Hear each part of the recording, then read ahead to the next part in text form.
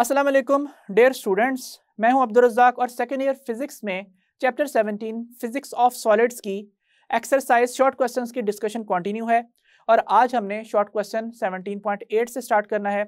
सो चलते हैं अपने व्हाइट बोर्ड की तरफ। डियर स्टूडेंट्स, हम चैप्टर 17 फिजिक्स ऑफ सॉलिड्स में एक्सरसाइज शॉर्ट क्वेश्चंस डिस्कस कर रहे हैं। हमारा आज का पहला शॉर्ट क्वेश्चन है 17.8, discuss the mechanism of electrical conduction by holes and electrons in pure semiconductor element. हम ये बात जानते हैं कि सिलिकॉन एक प्योर सेमीकंडक्टर एलिमेंट की एग्जांपल है और हर सिलिकॉन अपने नेबरिंग 4 सिलिकॉन्स के साथ टेट्राहेड्रली कोवेलेंट बॉन्ड्स में अटैच्ड होता है इस तरह से। और यहाँ पे पहले सिलिकॉन जो सेंटर में हमने ड्रॉ किया है उसके इलेक्ट्रॉन्स इस तरह से रिप्रेजेंटेड हैं।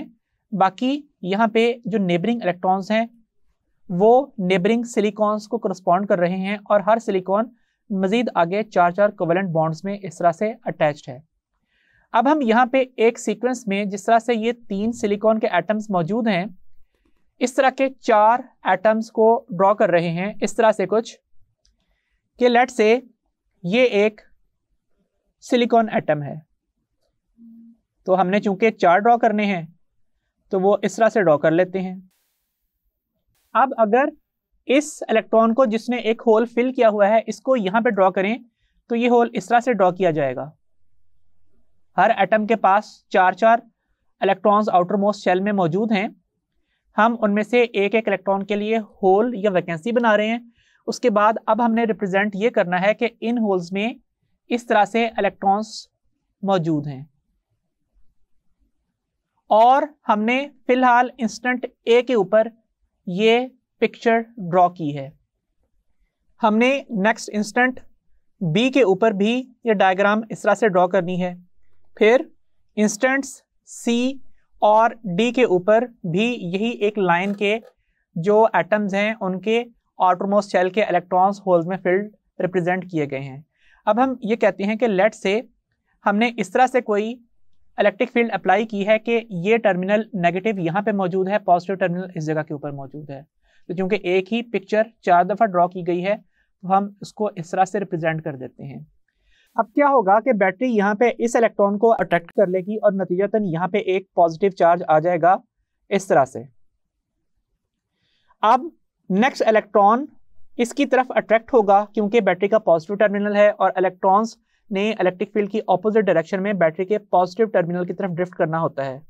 सो नतीजा क्या होगा कि अब यहाँ से ये वाला इलेक्ट्रॉन उठ के इस होल को फिल कर देगा और यहाँ पे इलेक्ट्रॉन की कमी आ जाएगी। दैट मीन्स पॉजिटिव चार्ज इस जगह के ऊपर आ जाएगा। फिर इसके बाद नेक्स्ट ये कि यहाँ पे नेक्स्ट इलेक्ट्रॉन इसके साथ अट्रैक्ट होगा और अट्रैक्ट होने के नतीजे में एटम को छोड़ के पॉजिटिव टर्मिनल के करीब जंप करेगा और नतीजा क्या होगा कि यहाँ पे इलेक्ट्रॉन आ जाएगा और इधर इलेक्ट्रॉन की कमी हो जाएगी। सो अब शेप क्या होगी कि यहाँ पे पॉजिटिव चार्ज जो है वो किस जगह के ऊपर एग्जिस्ट करेगा, वो इस थर्ड एटम के ऊपर इधर एग्जिस्ट करेगा। फिर नेक्स्ट इलेक्ट्रॉन इसकी तरफ अट्रैक्ट होगा और इस एटम को छोड़ के इस एटम की जगह ले लेगा, होल को फिल कर देगा। सो नतीजतन यहाँ पे पॉजिटिव चार्ज इस पॉइंट के ऊपर आ जाएगा यहाँ पे। सो हमने ये देखा कि किस तरीके से जो पॉजिटिव चार्ज है वो इलेक्ट्रिक फील्ड की डायरेक्शन में मूव किया और होल्स ने पॉजिटिव चार्ज कैरियर्स के तौर पे एक्ट किया। सो ये हमने यहाँ पे रिप्रेजेंट की है कंडक्शन बाय होल्स। तो लिख देते हैं कि हम क्या रिप्रेजेंट कर रहे हैं, कंडक्शन बाय होल्स। अब हम नेक्स्ट रिप्रेजेंट करने जा रहे हैं electrical conduction by free electrons. So यहाँ पे लिख देते हैं साथ कंडक्शन बाय फ्री इलेक्ट्रॉन्स।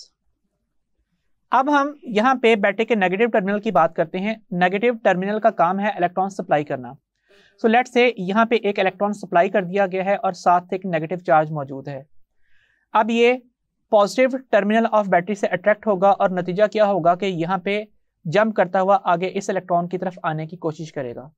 तो जब ये इलेक्ट्रॉन मूव कर चुका होगा इस एटम की विसिनिटी में, तो इस एटम पे नेगेटिव चार्ज होगा।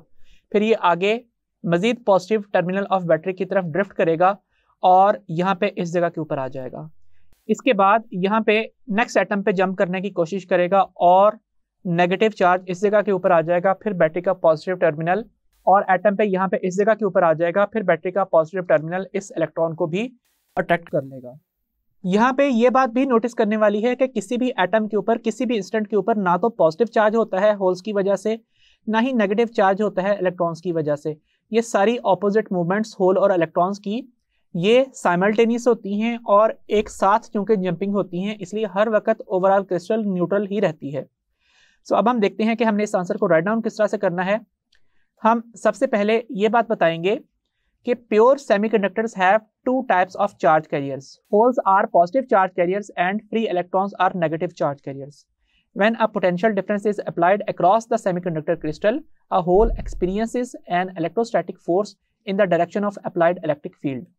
हम ये बात जानते हैं कि इलेक्ट्रोस्टैटिक फोर्स का जो एक्सप्रेशन है वो क्या होता है, Fe is equal to Q times E। और चूंकि हमारे पास जो होल्स हैं वो पॉजिटिव चार्ज कैरियर्स हैं, इसलिए वो जो इलेक्ट्रिक फील्ड एक्सपीरियंस करेंगे वो इलेक्ट्रिक फील्ड की डायरेक्शन में ही होगी, इस तरह से लिखी जाएगी।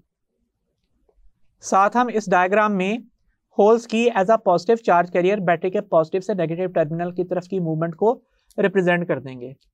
नेक्स्ट है and a free electron experiences an electrostatic force in opposite direction of electric field. इसके लिए क्या लिखा जाएगा कि चूंकि Fe का एक्सप्रेशन Q E के इक्वल होता है और फिलहाल इलेक्ट्रॉन्स मौजूद हैं जो कि नेगेटिव चार्ज कैरियर्स हैं, so Q is equal to minus E होगा और जो इलेक्ट्रिक फील्ड है उसका expression minus E into E होगा। सो इलेक्ट्रिक फील्ड और इलेक्ट्रिक फोर्स ऑपोजिट डायरेक्शन में होंगी। साथ हम ये डायग्राम पेस्ट करेंगे जिसमें बैटरी के नेगेटिव से पॉजिटिव टर्मिनल की तरफ इलेक्ट्रॉन की मूवमेंट रिप्रेजेंट की गई है। नेक्स्ट हमने ये डिस्क्राइब करना है consequently holes drift in the direction of applied electric field while free electrons drift in the direction of applied electric field. The total current flowing through the semiconductor is a sum of current constituted by holes and free electrons. So इस तरह से हमने इस question का answer करना है। Next short question है 17.9 write a note on superconductors.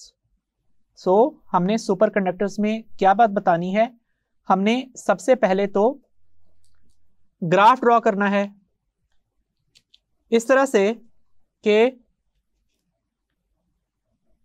ये है y एक्सिस और ये है x एक्सिस।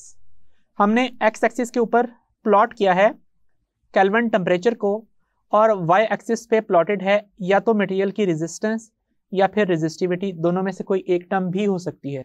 हम ये बात जानते हैं कि किसी भी मटेरियल की रेजिस्टेंस या रेजिस्टिविटी टेम्परेचर बढ़ाने के साथ साथ इंक्रीज होती है। तो अगर टेम्परेचर बढ़ाने के साथ साथ रेजिस्टिविटी और रेजिस्टेंस इंक्रीज हो रही हैं तो टेम्परेचर कम करने के साथ साथ ये डिक्रीज भी करेंगी।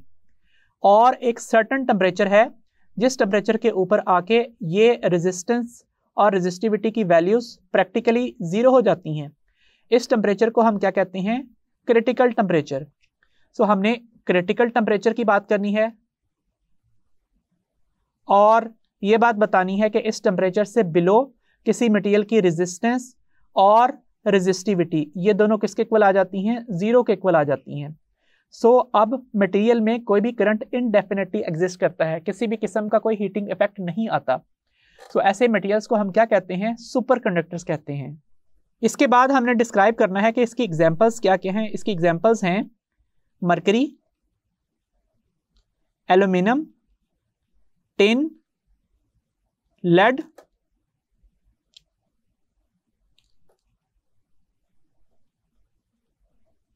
सिरामिक सुपरकंडक्टर्स और यट्रियम, बेरियम, कॉपर ऑक्साइड। इनके क्रिटिकल टेम्परेचर की वैल्यूज लिख देंगे।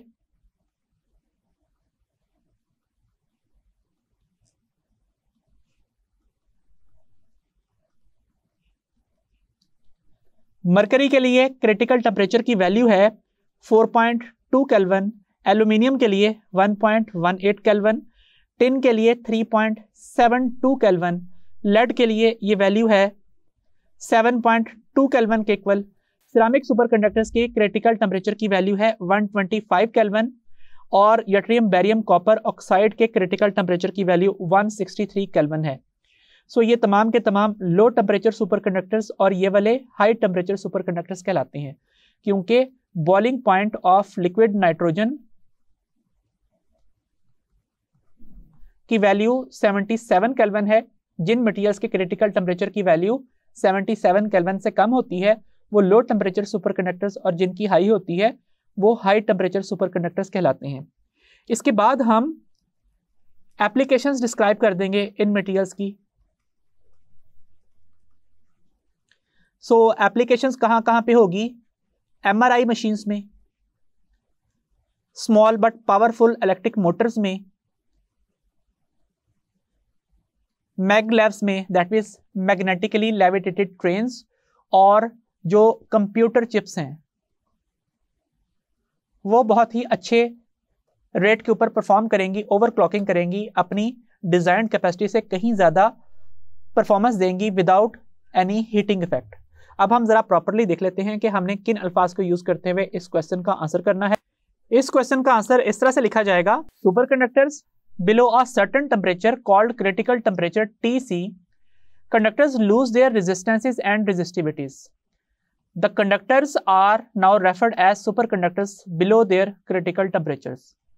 Examples of superconductors are mercury with critical temperature 4.2 Kelvin, aluminium with critical temperature 1.18 Kelvin, tin with critical temperature 3.72 Kelvin, lead with critical temperature 7.2 Kelvin, ceramic superconductors with critical temperature of 125 Kelvin, yttrium barium copper oxide with critical temperature of 163 Kelvin.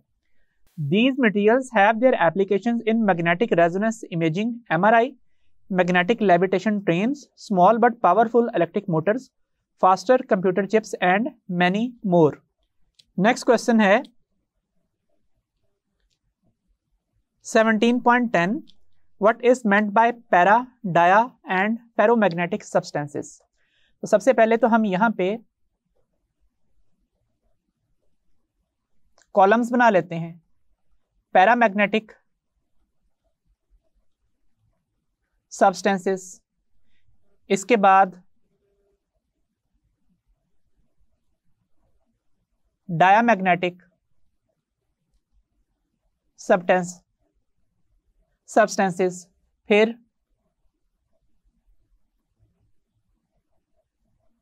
Ferromagnetic substances. अब paramagnetic materials में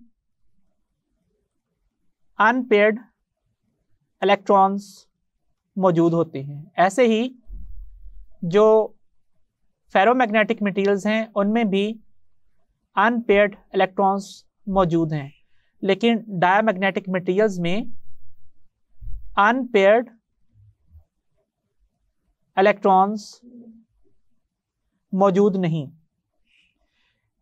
जो paramagnetic materials हैं इनमें individual atoms जो हैं वो tiny magnets होते हैं, और यहाँ पे भी सेम ऐसा ही केस है कि जो इंडिविजुअल एटम्स हैं वो टाइनी मैग्नेट्स हैं, जबकि यहाँ पे जो इंडिविजुअल एटम्स हैं वो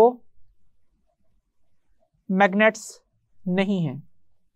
इसकी वजह यह है कि जो पैरामैग्नेटिक मटेरियल्स हैं इनमें स्पिन और जो ऑर्बिटल मोशन है वो एक दूसरे को सपोर्ट करती है। यहाँ पे भी स्पिन और ऑर्बिटल मोशन एक दूसरे को सपोर्ट करती हैं इंडिविजुअल एटम्स की, और इस वजह से मटेरियल्स के जो एटम्स हैं वो टाइनी मैग्नेट्स होते हैं, लेकिन इस केस में जो स्पिन और ऑर्बिटल मोशन है वो एक दूसरे को सपोर्ट नहीं करती।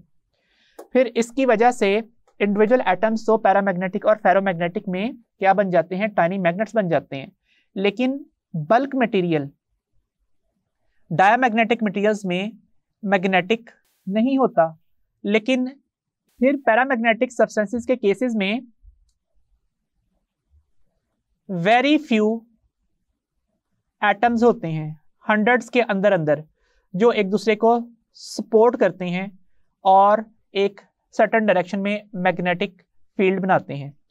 लेकिन फेरोमैग्नेटिक मटेरियल्स के केसेस में लार्ज नंबर ऑफ एटम्स होते हैं जो कि एक दूसरे को सपोर्ट करते हैं और ये एक सर्टेन रीजन बना देते हैं जिसे हम मैग्नेटिक डोमेन कहते हैं। इसका साइज माइक्रोमीटर्स में और इसमें बिलियंस की तादाद में एटम्स मौजूद होते हैं। फिर फर्दर ये कि यहाँ पे जो बल्क मटेरियल है वो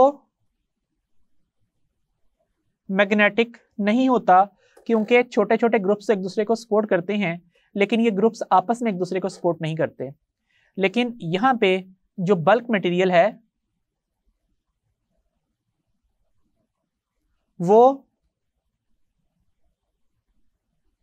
मैग्नेटिक होता है।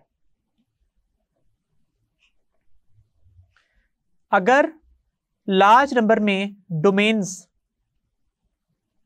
एक दूसरे को सपोर्ट करें तो जो मटेरियल होता है वो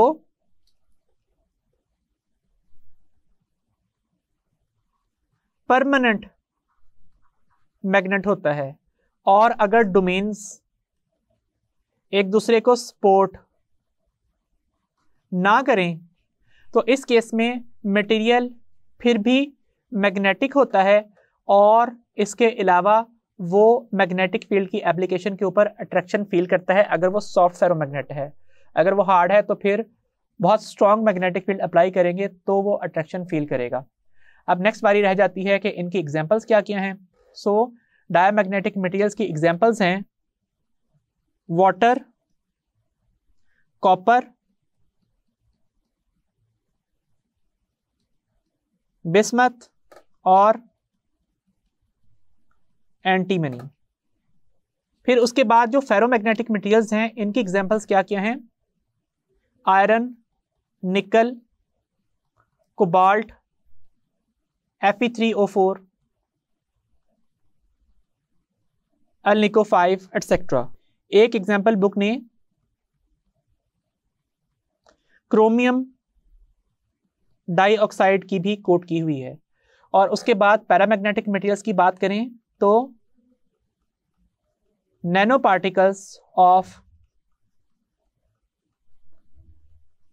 फेरोमैग्नेटिक सब्सटेंसेस पैरामैग्नेटिक होते हैं। फर्दर इसकी एग्जांपल्स हैं मैग्नीशियम, मोलिब्डेनम, लिथियम। और डायमैग्नेटिक मटेरियल्स की फर्दर जो एग्जांपल्स हैं वो हैं सुपर कंडक्टर्स। तो ये वो तमाम करैक्टरिस्टिक्स हैं जिन्हें हमने लिखना है। अब हम देखते हैं कि हमने इस क्वेश्चन का आंसर लिखना किस तरह से है। इसके आंसर में हम लिखेंगे सबसे पहले पैरामैग्नेटिक मटेरियल्स की बात। In paramagnetic materials there are unpaired electrons whose spin and orbital motions support each other so that individual atoms are tiny magnets or magnetic dipoles. Very few atoms may support each other. लाजमी बात नहीं है। But a paramagnetic crystal is not magnetic. These materials are slightly attracted by application of external magnetic field. Examples of paramagnetic materials are magnesium, molybdenum, lithium, and nanoparticles of ferromagnetic materials. For example, nanoparticles of iron, nickel, and cobalt. फिर बारी आती है diamagnetic materials की। These materials don't have unpaired electrons, so the spin and orbital motions of paired electrons, such materials do not respond to application of external magnetic field. Examples of diamagnetic materials are water, copper, bismuth, and antimony, etc. फिर बारी आती है ferromagnetic materials की। In ferromagnetic materials, there are unpaired electrons whose spin and orbital motions support each other, so that individual atoms are tiny magnets or magnetic dipoles. Many atoms support each other to form magnetic domains. If these domains are aligned in same direction, then ferromagnetic materials are permanent magnets. Otherwise, the ferromagnetic materials are magnetic as a bulk, which are strongly attracted by application of external magnetic field. Examples of ferromagnetic materials are iron, nickel, cobalt, iron oxide and alnico 5 etc. अब हमारी exercise का last short question है 17.11. What is meant by hysteresis loss, how is it used in construction of transformer. तो सबसे पहली बात तो ये कि हिस्टैरिसीस लॉस क्या होता है.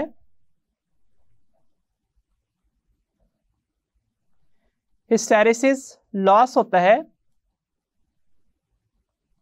इलेक्ट्रिकल एनर्जी लॉस्ट किस दौरान, one complete cycle of AC में. किस काम के लिए कि एक मटेरियल को हमने क्या करना है, मैग्नेटाइज करना है, फिर डीमैग्नेटाइज करना है, फिर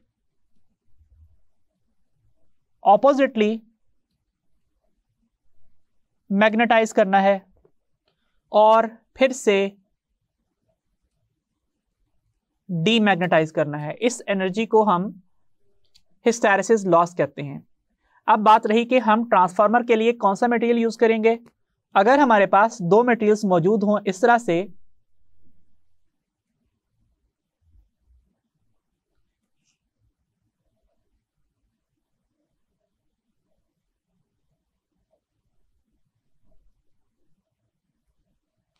जिनके हम हिस्टैरिसीस लूप्स ड्रॉ कर रहे हैं,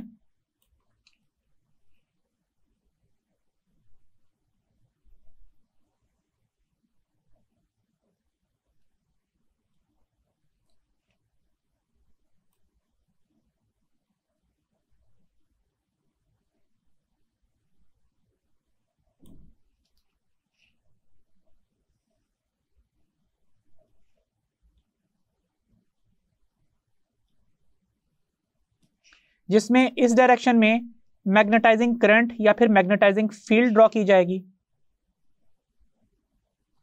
और वाई एक्सिस पे प्लॉट किया जाएगा मटेरियल की मैग्नेटाइजेशन को. सो अगर हम यहां पे ये कहते हैं कि एक मटेरियल है जिसके लिए हिस्टैरिसीस लूप इस तरह का आया है कि ये पॉइंट ए है सैचुरेशन, फिर यहां पे ये पॉइंट है रिटेंटिविटी का,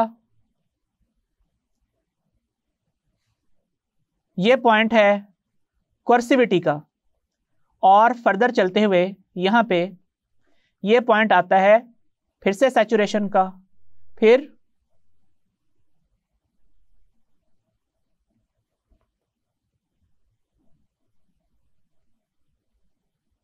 ये पॉइंट आता है फिर से रिटेंटिविटी का,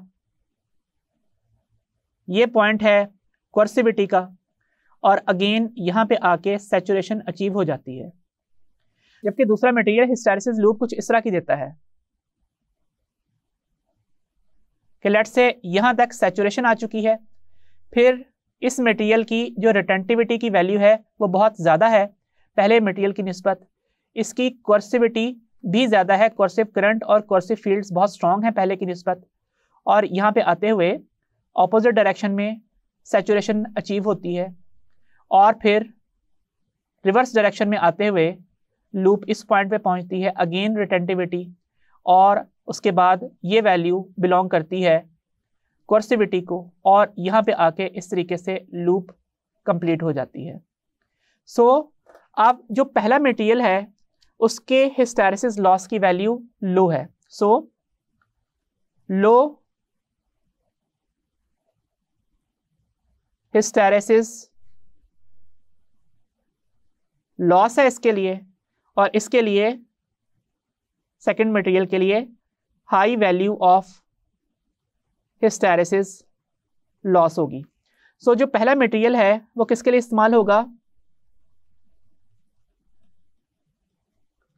इलेक्ट्रोमैग्नेट्स बनाने के लिए. इसके अलावा कोर ऑफ ट्रांसफॉर्मर्स बनाने के लिए, ताकि इलेक्ट्रिकल एनर्जी बहुत कम से कम ज़ाया हो। और जो सेकंड मटेरियल है वो किसके लिए इस्तेमाल होगा? परमानेंट मैग्नेट्स बनाने के लिए।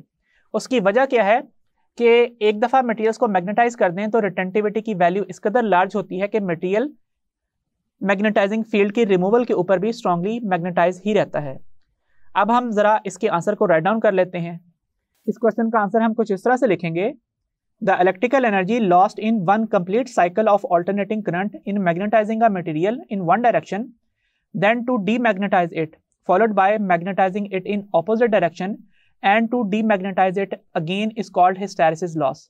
तो यहाँ तक मटेरियल एक दफ़ा मैग्नेटाइज हुआ, डीमैग्नेटाइज, ऑपोजिटली मैग्नेटाइज और फिर से डीमैग्नेटाइज हुआ, तो इसी का एक साइकिल गुजर गया। The energy is lost in overcoming internal frictions of the domains. The lost energy is directly proportional to area of hysteresis loop। If area of hysteresis loop is large as shown in figure A, the material is suitable for making permanent magnets. For using as a core in construction of a transformer, a material will be chosen which have very less area of hysteresis loop as shown in figure B, so that very low electrical energy will be lost in overcoming internal frictions of domains. Dear students, आज के lecture में हमने exercise के short questions की discussion complete की।